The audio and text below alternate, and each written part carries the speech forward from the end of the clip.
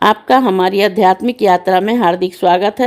आप सुन रहे हैं शिव महापुराण, जो सनातन धर्म के ही अनमोल ग्रंथों में से एक है। इस श्रृंखला में हम आपके लिए ही इस दिव्य ग्रंथ के प्रत्येक अध्याय का शाश्वत पाठ प्रस्तुत करेंगे। आइए इस ज्ञान और धर्म की ही यात्रा को आरंभ करें। भगवान महादेव की महिमा और उपदेश से ही सजी इस पावन कथा के साथ ही ओम नमः शिवाय। 38वां अध्याय भद्रकाली शंखचूड़ का युद्ध। धर्मकुमार बोले, क्या देवी ने युद्ध भूमि में ही भयानक सिंहनाद किया? कितने ही दानव मुक्ति को गिर पड़े। विकराल दांतों वाली ही चंडिका वीरों का रक्त बांध कर नाचने लगी। देवताओं ने दल में ही महाकोलाहल होने लगा। तब काली को इस प्रकार से सम्राट दानवेंद्र शंखचूड़ स्वयं उनसे युद्ध करने आया। काली ने प्रलय अग्नि के समान घोर बाण वर्षा की, परंतु राजा शंखचूड़ ने वैष्णव अस्त्र चलाकर उसे शांत कर दिया। तब देवी ने नारायण अस्त्र चलाया। दानवेंद्र रथ से ही उतर उसे प्रणाम करने लगे।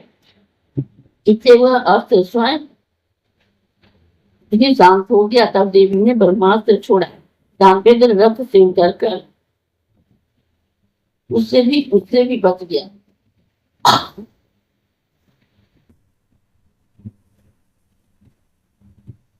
ब्रह्मास्त्र से बचकर उसने मंत्र पूर्वक देवी पर घोर घोर बाण बरसाया। देवी उन सब बाणों का चर्वण करने लगी। साथ ही ऐसे ही घोर गर्जन करने लगी, जिससे दानव भयभीत हो भाग गए। इस प्रकार से एक ओर से काली और दूसरी ओर से दैत्येंद्र की संग्राम करने लगे।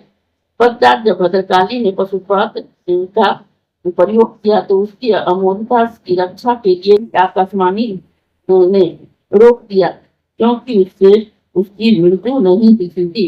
भद्रकाली पशुपति को रोक 100 लाख दानवों को चट कर गई और शंखचूड़ को भी खाने दौड़ी। तब दानवेंद्र और रुद्रास्त्र से उसका वेग रोका तथा और भी कई दिव्य अस्त्रों का प्रयोग किया, परंतु परम क्रोधा भगवती ने सब खंड खंड कर काट दिए। उसके चलाए हुए चक्रादी कोवत निकल गई।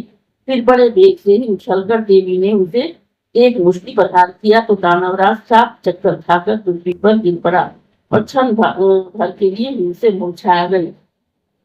पश्चात उत्तर देवी से बाहु युद्ध करना चाहा, परंतु माता की बुद्धि से ही बाहु युद्ध नहीं किया। देवी ने उसे पकड़ और बार बार घुमाकर ही बड़े क्रोध से ही ऊपर को फेंक दिया। प्रतापी शंखचूड़ बड़े वेग से ही ऊपर उठ गया। फिर नीचे आ भद्रकाली को प्रणाम कर उनके आगे खड़ा हुआ। पश्चात वह अपने रथ पर जा बैठा और भद्रकाली की ओर से दानवों का रक्तपात करने लगी। उसी समय आकाश से यह वाणी हुई कि हे देवी, अभी समर में तुम्हें 1 लाख दानवों का रक्तपान करना है। तुम उन्हें शीघ्र भक्षण करो और संग्राम में दानवराज के वध की इच्छा न करो, क्योंकि यह शंखचूड़ तुमसे अवध्य है।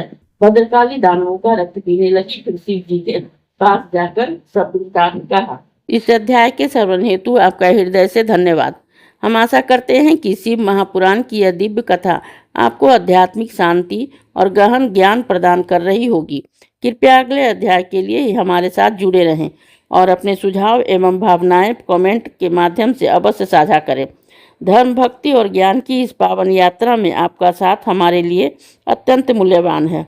ओम नमः शिवाय। यदि यह प्रस्तुति आपको पसंद आई हो, लाइक करें, कमेंट करें, सब्सक्राइब जरूर करें, बेल आइकॉन दबाना ना भूलें, ताकि अगला अध्याय आपसे छूटे नहीं। और इस पावन ज्ञान को ही शेयर करें अपने परिवार और मित्रों तक।